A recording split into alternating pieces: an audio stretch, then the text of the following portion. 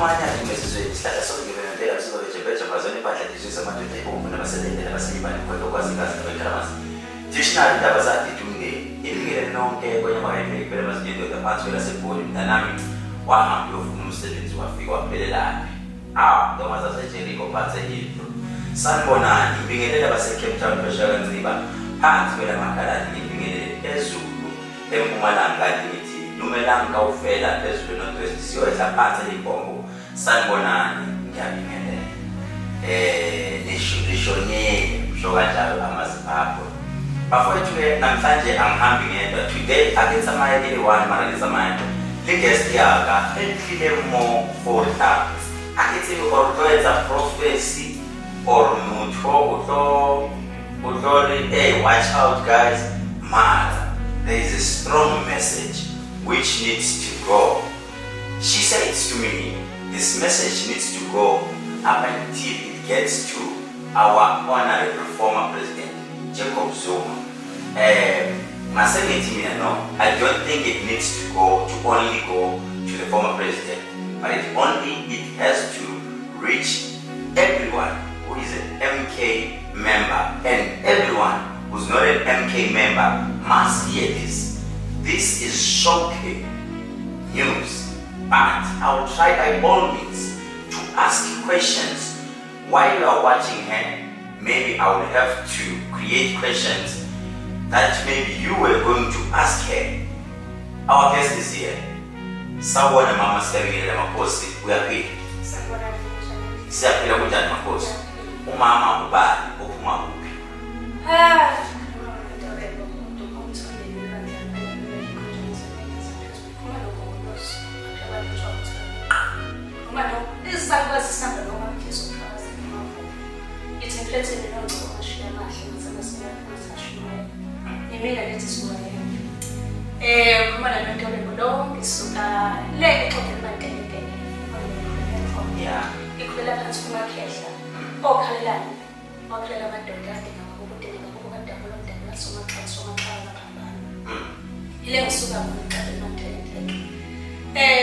So ngilana nje ngisuka emazweni amaningi ngikhulele khona eXhobo ngakhulela khona ngafunda khona ezikoleni eziphansi ngafunda koMerenbodi ngafunda kwaMaZobia Sonkozela ngasuka lapho ke lapho abazali bami bangithatha khona bazofundisa izinto zaseThekwini kodwa ngiyimbewu yasemakhaya and that is why ngibona mhlawumbe ngibuhle ihlolweni kanje ngoba yona yona ndlela singabantu abanyama. Ngizwe ufunde eMerenbodi college Merenbodi primary school eSeXhobo. I-highest education yakho uhambe wafika ngihambe ngafunda esikoleni sama-system isikole samantombazane bodwa so besifunda lapho eSecretariat and that is where ngaqeda khona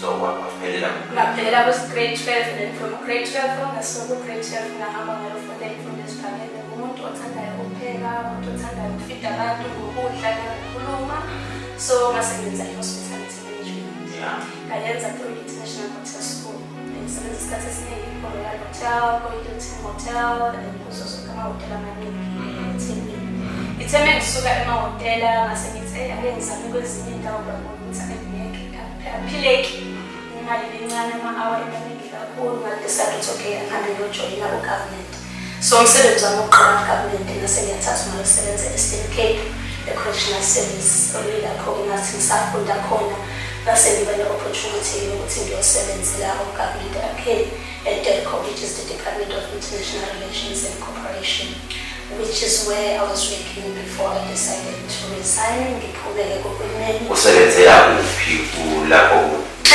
Ngiqala e-DERCO ngisebenze e-state protocol.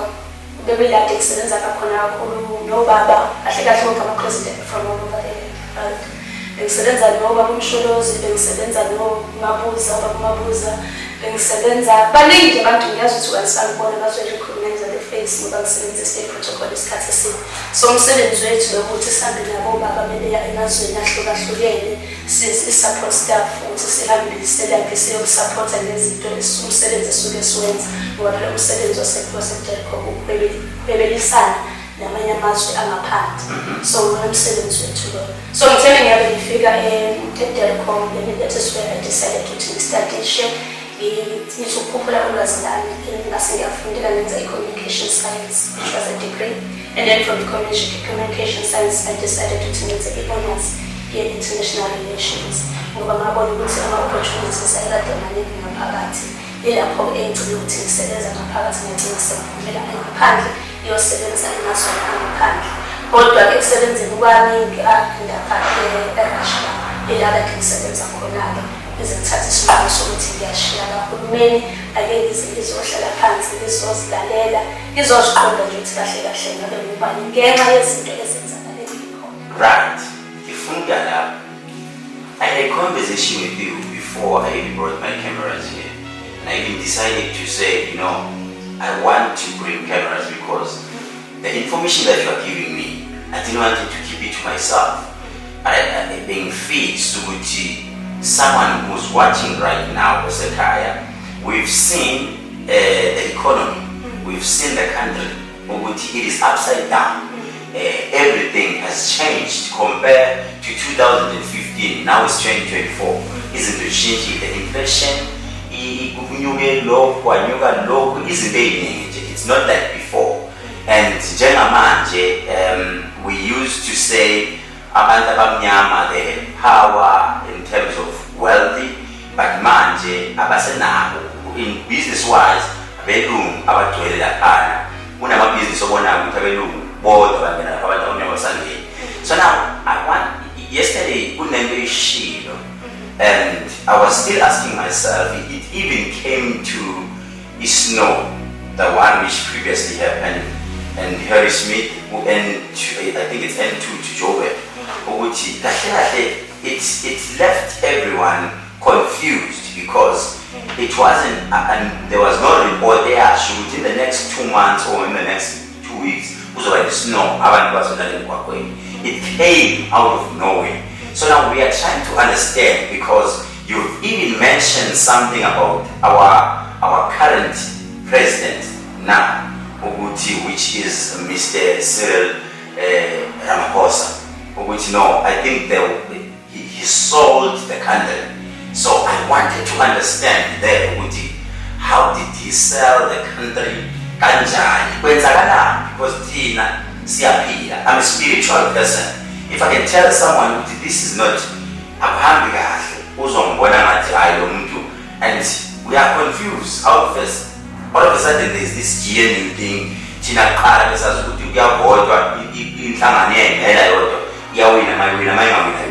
So we are trying to understand Russia, and I could see United Fear. You are trying to tell me, to make me understand. I want you to take me to this 15 minutes. I want you to explain one by one. South Africa, be aware. And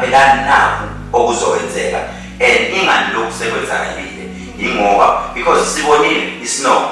Sabona amasosha kuthiwa kunabantu ababanjiwe bebetrainela ukusosha asazi noma iqiniso noma kwenzakalani. So I want you explain to the country kwenzakalani.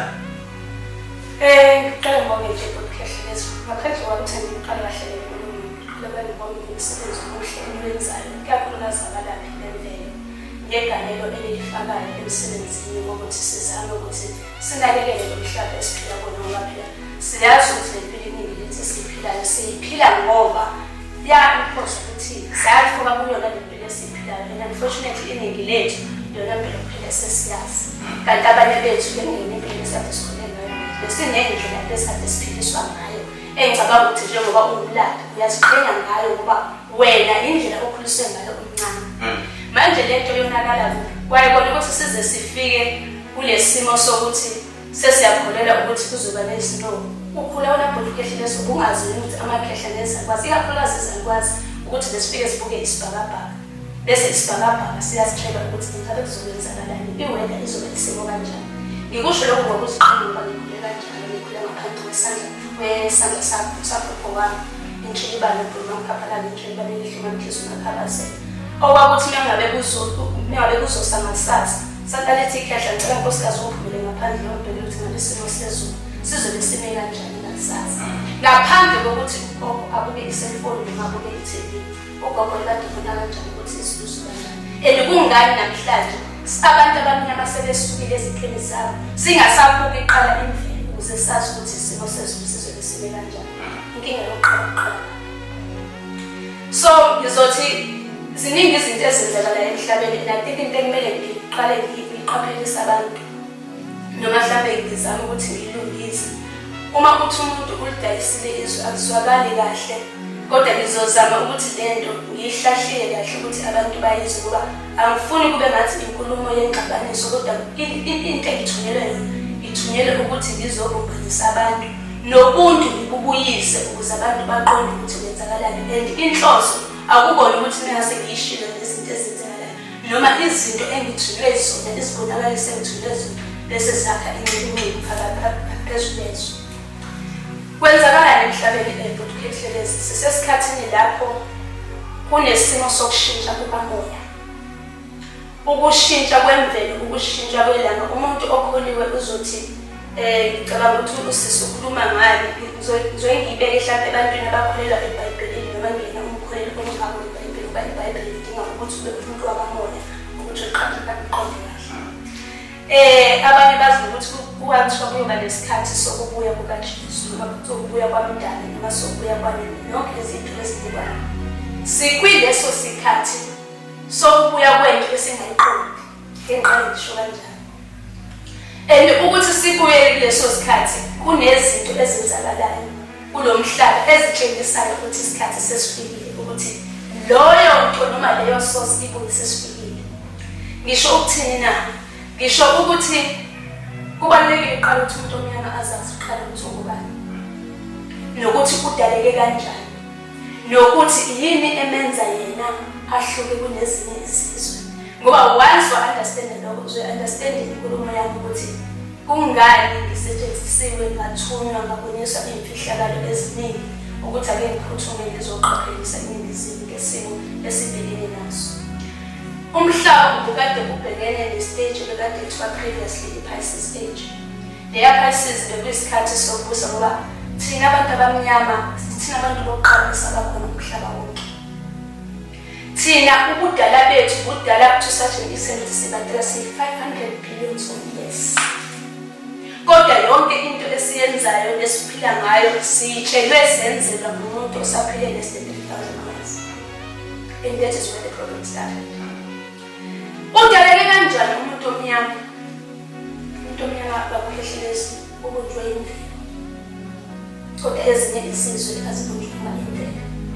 Izizwe zonke ziphuma kumuntu omnyama. Ngikusholani lokho? Ngicabanga ukuthi bakukhehlelezi ngokuthi umuntu olaphayo, umuntu oqondayo ukuthi izinto eziningi zisebenza ngesinto kusetshenziswa amathambo. Siyaziqonda ukuthi singabantu bakamoya kumele silalele umoya ngoba sizolalela izinto ezenzeka ngaphandle. Ngicabanga ukuthi uyazi ukuthi umuntu omnyama kuthiwa emhlabathini kodwa ke kozibuzayo ukuthi lo mhlabathi okade ungenaphi ekubunjweni komuntu omnyama. Siyazazi ukuthi imizimba yethu ibunjwe ngamanzi ngoba bayasitshela bona futhi abantu abasitshelayo ukuthi imizimba yethu yakhiwe ngamanzi. Asizibuzi ukuthi mayakhiwe ngamanzi pho wayesingahlala isikhathi esiningi sisemanzini. Nazo zonke lezo zinto lezo. So indirect umuntu uyakwazi ukuthi ubani kodwa usazi ukuthi ubani. So ngibona ukuthi ingxaki enkulu njengoba ngithunyiwe ukuthi ngizoqaphelisa umhlaba imfihlakalo engitshengiswe zona kwathiwa ngiyihlaziye ukuze abantu babe noqondo ukuthi kwenzakalani nanokuthi kuyaphi lempilo ngoba isikhathi asisenaso zomele sibumbane sizame ukuthi sisigweme isimo esiyakusona. So ungubani umuntu omnyama ubumbeke kanjani umuntu omnyama Khehlelezi ubunjwe ama-elements awu-6. Lento yokuthi kunama-elements awu-4 ayikho ngoba kunama-elements amabili afihla aba imfihlakalo ukuze umlungu enze into eseyenzile thina for the past I don't know how many decades. Ngoba lo mdlalo noma le story sokuqala kuthiwa kwabulawa indodana yakhe yilaba aqala khona ukuthi basiphendukele sebeyifundile imfihlakalo sokuthi umuntu omnyama ungubani. Lento yaphinde yenzeka futhi uma ufunda iBhayibheli kodwa babengewona lamagama ababizwa ngawo kodwa ngoba abantu babekade bephila abantu babengekho khona. Kwenzeka futhi kwesibili isikhathi sikaNoah. Kanti nayo kuthiwa umhlaba wabhubha kakhulu amanzi. Manje sesizolungisela futhi ngesikhathi sesithathu. And sekuseduze ngoba manje umhlaba uzobhubha ngani uzobhubha ngelanga. Ngishiswa yilo. Ithe umuntu omnyama ubunjwe ngama-elements awu-6. I-element yokuqala ebunjwe umuntu omnyama amanzi. Imizimba yethu ibunjwe nga-70 to 80% amanzi. Iso lakho lamoya lingamanzi. Ubuchopho bakho bungamanzi. Isikhathi samanga sesiphilile kumele sikhulume iqiniso. So umuntu omnyama umzimba wakhe wonke ungamanzi. Ingakho noma uzalwa Khehlelezi uphuma emanzini esibelethweni sikamama wakho. So ungawafakanga amanzi. Bese kuba i-element futhi lamanzi Khehlelezi ibona imele aphume eqala ukutshela mina njengomama ukuthi sengikulungele ukuthi umntwana wami azophumela ngaphandle. Yezwa lapho Khehlelezi.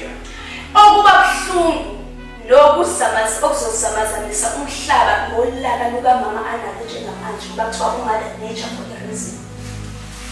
It's mother nature because umhlaba lo wabunjwa wephiwa abasuka abantu besifazane kodwa imihlaba unyaka neminyaka abantu besesibecindezela abantu besifazane ulaka lwamdala lungaphezu kwalesizwe.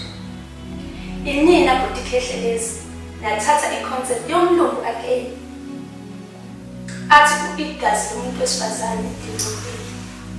Kodwa igazi lomuntu wesifazane ilona elihlala maphakathi kumina likubumbe for 9 months. Ngazi ngalo ukuthi lingaphumi ukuthi leli gazi leli selaka something precious inside of me. Ngifuna siye la ekutheni ngenxa yesikhathi.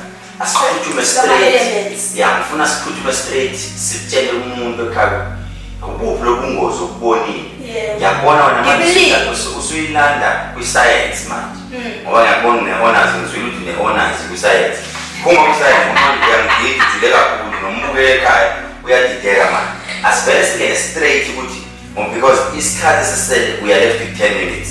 Ufuna straight yini le kwenze wathuka ofuna ukuyidlulisela umyalezo ukuthi uyofika kubaba uNcamalala nomyalezo ufuna ukuthi ufike kumuntu ophile ezweni lase-South Africa. Kwenzakala inkinga abakhehlelezi angizokwazi ukuthi ngifike lapho ngingadlulile kuma-life elements ngoba ama-life elements abalulekile wazi ngangakutshela ukuthi ama-life elements abaluleke ngani awuzoyi-understand into ukuthi ngase ngigoqa ukuthi kungani ngithi babhizinenge manje bazama ukumbhoza amanzi bazama ukumbhoza ilanga ngingaka-explainanga ukuthi le nto ihlangana kanjani ba-90% abantu abamnyama bayiqonda. So kumele kube yinkinga ihlanganisa ngendlela engithunywe ngayo umdali kanjalo namakhosi abaZulu namakhosi akumhlaba. So again ngifocus ema-life elements ngoba ngiyayibona ukuthi usheshe uyiphuthuma uyivala lapho. I-life element yesibili umhlabathi. Yiko bethi umhlabathi emhlabathini ukuthi umuntu omnyama ubunjwe ngomhlabathi. That is why sonke sinama-skills ahlukahlukene different shades and ubudaki. Ne? Bese kuthi i-element yesithathu kube umoya. Lo moya kaKhehlelezi ozungeza la. Iwona lo osebenza ngalo sizangoma. Abathandazi bonke abantu abalaphaya. Lo moya kaKhehlelezi awukwazi ukupha i-gender, awukwazi ukuthi uwuphise ngowesifazane istatha la. Lo moya kaKhehlelezi awukwazi ukuthi ungawuthatha udubule. Lo moya uyakwazi ukuzithathela whatever shape or format any given time. That is why athumida ungangenzele image yakho. Ngoba lo moya wadecide ukuthi wayinde iqhubeka nginyoni wena. Kodwa kusewuyena umdala. Lo moya futhi ungathatha umuntu omukela phansi mhlawumbe iphaka ngoba abantu bahlele bethi kuba namaphaka asebenzise yena ukuthi akhangele umoya.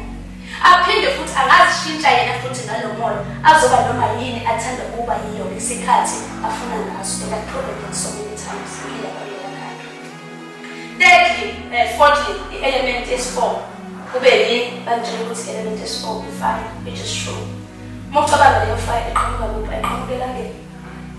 Mari white asengakwazi ukubaleka kwelanga empilweni yethu singabantu abamnyama. Sivumele abantu abangajwanga ilanga basitshele ukuthi nekuthi siselangeni bele sifake izinto ezithile ukuthi thina sisiprotect. Asidingi thina lezo zinto lezo. Ngoba mekuthi wena wakhe ngomlilo welanga wena nelanga lingakakusiza. Yiko shamba bethi thina umlilo siyawudla. Lezo yona. Ngoba babe understand ukuthi babekanile ngoba ilanga liyaphilisa umuntu omnyama. Limuclean lisusa yonke ukungcola okukhona emzimbeni wakhe nasegazini lakhe. Kodwa ilanga lenza lokho Khehlelezi. Manje limaza ilanga ucabanga ukuthi uzohlala eligcina ilanga libe lihle for ukuthi wena ube into engaphezulu kwakhe. Okay. Element yesi-5 abukhehlelezi bese kuba amathambo. Manje sithi sihlanga amathambo. Amathambo iwona akha i-structure sakho singaphakathi bahlala ngawo. Uma ukuthi uhamba kuwo wonke ama-caves, yonke lento engifuna ngayo uzoyithola ngoba sebeyakutshela and I went to so many caves and ngiyazi lento engikhuluma ngayo ukuthi ngi-bold ngi-proud into engayifela. Lawo ma-bones lawo abizwa ngama-stalagmites nama-stalactites. Ama-bones ayazikhulela emanzini, amanzi adephe kuma-cave. And that is how now you are. That is why mama uzophuma usuka esibelethweni sikamama wakho kumele kube namanzi ukuze lawo manzi akhulise i-structure sakho sama-bones. Ngazi uma ngisezwakala. Yes. Bese kuthi i-element yesi-6 bese kuba ikhulu. Iyona-ke le element ebekade beyiqhakazile kuthi njalo bengabe kuzophuma i-full bese abelungu beyayimboza. Benza sure ukuthi mele sifaka kulobuqili. Benza sure ukuthi babulala yonke izinto zethu ezisikhonekta kahle kakhulu nemvelo ukuze imvelo ingaphinde iphile. Yiko ukubheka abukhehlelezi thina sonke eAfrica sithi ama-countries ethu ama-motherland. Wake wazibuza ukuthi why awabo lawa ano-IAS ebizwa ngokuthi ama-fatherland. I-fatherland esanda kwenzani? Ubani owawakha lo mhlaba? Yini eyenza bona ukuthi bathi ama-countries ama-fatherland ebelithina kwethu sithi ama-motherland? And mengithi kuthiwa nginazisa ukuthi kukhona okushaya samanzana athi amakhosi nayo umdala angibuza ukuthi i-South Africa ithule yathini ukuthi for the first time lo baba ophethe uthe thina asidifana imvelo, asidifana amanzi, asidifana lokho konke okuphila empilweni. Why efike waphilisa lawo mazwi wasakuba nokunikwenga empilweni twanzokuza and twanzokuza kakhulu bakuncela sibathule bathi ngoba izimfihlakalo bayazazi. Mekuwukuthi babukhehlelezi uyayiqonda yonke le mfihlakalo selihlanganisele ubesho ukuthini ngabe ekhipha leso statement leyo nto yaphuma kwisona State of the National Address sa-February ngo-2023. And akekho umuntu ohleli kwipolitiki owazi ukuthi wajula ngaleyo nto ukuthi for the first time kumele baba asho kanjani ubethulwe yini bethulwe ubani. Babukhehlelezi kusukela ku-2019 njengoba benivalelwa kuthiwa kunesifo esithile ngakapheke COVID. Bese kunama-signs empeleni yokuthi ilanga selibuya ngamandla. And ilanga lithe kwena livusa izinto eziningi ngaphakathi egazini lakho. Walifana nomlilo. Yikona umuntu omnyama yonke into okumele uyenze, kwamele uyenze elangeni. Uconnecte nelanga namanzi ngoba izona ama-element abaluleke kakhulu emzimbeni wakho. Njengoba kushiwo ukuthi iwona adithimela izinto eziningi. Why do I say that? Ilanga babukhehlelezi ilona eli-responsible for i-masculine side lakho ukuthi uziswe unalobudoda, uziswe indoda emadodeni, uziswe ngathi njengoba ngazisa umhlaba. Thina sasiqonda ukusinga abantu abansundu. Yikho wonke umuntu onsundu hayi ukuthi sasilikhonza kodwa sasikwazi ukubaluleka kwayo ngoba ekuqaleni sasazi ukuthi uNkulunkulu nesidala noma umdali nesidala konke kwakumnyama. Out of ubumnyama kungaveli lutho yilapho lokukhanya kwavela khona. Yadecide le ndodana ukuthi ngizokwenza lento ezohlukanisa ini ubumnyama nokukhanya. Yikho thina sasilipheza kakhulu ngoba ilona elalinika izinto eziphilayo ngaphansi komhlaba impilo. Mekuwukuthi babukhehlelezi ilanga lisalayizi kwenzakala nemvelweni. Kwenzakalani etshalweni? Itshala zibi kahle. Kwenzakalani emzimbeni wakho umuntu omnyama? Uyaphathwa yimikhuhlane. Manje babukhehlelezi kusukela le-COVID besikade sijovulana akubona abathi kudingeka ilanga kodwa basivalela ngaphakathi endlini. But wakubona babesitshela ukuthi kodwa ilanga libalulekile ukuthi siphile kodwa basivalela basisusa ngaphandle. Ngiyabonga. Umbuzo wesibili babukhehlelezi uyile esikoleni ngesikhathi se-COVID angithi uyile esikoleni nje ufundile kancane. Naso-ke umuntu ofundile njengamanje ubani ongazi ukubaluleka kokukhipha umoya omdala unike imvelo bese imvelo inika okusha babukhehlelezi. Manje kungathi thina bekuthiwa asifake isifonyo yini yadisibulala kanjani babukhehlelezi? ikhontate besayenza ifuna amakhalenda ngaphansi. Ngicela ukubuza abakukhehlezi ngesikhathi sivalelwe kuthiwa singaphumeleli ngaphandle bona bebengaphumeleli ngaphandle. Why bekuba namabhaloni nezinto ezibiza ngaphandle kodwa thina singaphumeleli ngaphandle? Bebesaba ukuthi azosishayisa amabhaloni. Esawuzobenzishayisa. Ungacabanga ukuthi isikole sinamabhaloni futhi bekade kuyiwona kade ephumela ngaphandle enza izinto ukuthi wona by the time bedede ngakuphuma kube kukhona into eyenza ngaphandle. Behleli imijona bese bajoba kuqala ukuthi wasekuthathi nasuke siyojoba. Manje-ke kwaZulu-ke futhi Khehlelezi kwabayibona kumbiwa amagodi more than 1 million kungafile lutho. Oh, asho babenzela ngalesikhathi ubabulu uzamusa upresident ethi bakumbiwe ingodi. Futhi bebona ukuthi kunokufa okwezayo. Ukwazi kanjani ukuthi lokufa kuzobulala abantu abangakanani? Why yena kwakwamba amagodi ukuthi kuzofiwa ebeni China bakha isibhedlela sokuthi phepha abantu? Uyibonile lento noma ngicabanga. Uyibonile. Uyibonile. Ebusuku. Kodwa senifaka isifone futhi. Ifona amazi abafakelana. Wena ungasifaka. Mina nawe. Bengisifaka wathi sibangibona. Okay. Bengisifaka ngiyajabula. Ngisengenza ngeskipa samali no.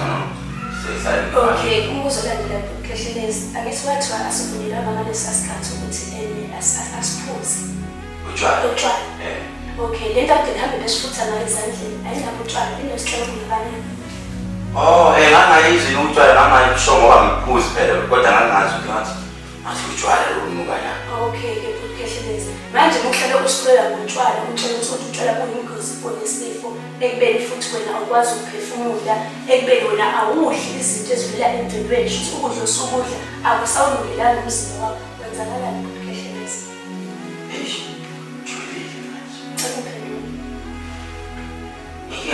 Isikole ngisanimibuzo leyo kwenzakalani noma ngaphuza utshwala. Umzimba angiphuzi utshwala kodwa umzimba userayithi. Manje-ke Khehlelezi kwasekuthiwa sikhona-ke nesifo. Mina bengilo yamhlaba. Mina ngebhadi yonke lento kade yenzeka la ibingenzeki kangako ngelalizo. Ngiyakhumbula bengithi njalo ngibuya ngifika ngathi liyabhula kodwa le ngiphuma khona thina siyazambela nje emgaqweni. To such an extent ukuthi nesizambela noma uhamba kwamithi kuthiwa khipha lento oyifakile. Hawu, ushona? Mina sebewafela nje besikade sikuyiphuzela nje isitoke endlela nje akazoyiphela alcohol. Ngithi into eyahluka nje mhlawumbe le yanto ukuthi nje uyazi ukuthi le yanto kwenzakalani. Kwakukuvala nje isikhashana phela ukuthi naye ungabe engathi akawuthobeli sasabona nje TV behlelezi na. Nangithi phela banibonise ngoba nina nikhula ukubona ku-TV. Mina ngiyibuka i-TV. Bengilo umsebenzi osebenza kodwa ungasayibuka i-TV ngoba ngayibona ukuthi i-TV. Usho bangayifaki ifoni. Ngithi kuwena eqaleni kancane. Kancane. Athi kunabantu abamakhriminali kodwa nje ukuthi babengafaki isifoni. Ngithi la e-South Africa mina ngithi bengifela e-South Africa bengathi liyapha. Kodwa liyapha ngihlala khona ekadeni ngikhuluma. Rasha. Yayingekho ngale ndlela. Yilo kusho uhlala kule Rasha kuthiwa yini? Kwathi kuseMoscow. Hayi ukuthi yayingenzi. Angithi ngiyatshela ukuthi umdlalo wamadayisi. Wase-stage. I-stage leyo ukuthi kulesisizwe umdlalo wase-stage ngoba bayazi ukuthi ngikholela umdlalo too much. Angithi yonke into abantu ubaniqala kokona le yanto oyibukala bese uyayikhola ukuthi ingakunika amaqiniso. Akuyona futhi abayiphethe le yanto leyabhokisi. I-TV. Yebo. Sazi la yini? Ukube le yabhokisi lalingekho endlini yakho wawuzokhola ukuthi ikhona into eyenzakalayo. Sasingeke sasiyokhola. Manje-ke wawucabanga ukuthi ibhokisi ekulesiko lakho lizokunika ulwazi okuyilona lona njengoba ngibuza Khehlelezi ukuthi izulu yini usubuka amabhokisi akho ungasakhona wena umuntu omnyama obunjwe endlini ukuthi uphumele ngaphandle uqonde ukuthi kwenzakalani njengoba kwakade enziwa Hayi izulu sasiphuma silizwe yaqhamuka nalo ayangathi hambela kude namhlanje. Manje ayasakwazi ngoba bayalifuthi bayalispraya uma lamabhonga. Manje bebeshumusho nawe ukuthi bayaspraya bathi baspraya lanto Khehlelezi. Aseyona izosilimaza. Lizolimaza abantu babutholile ngathi nalisilimaza khona liyabalimaza. Sicela ukuthi uma une-comment sicela uyifake la phansi. Uma unombuzo sizobona yonke siyibhale phansi bese siyambuza. Kodwa kwanamhlanje ake sibambelelane stay public. Amen.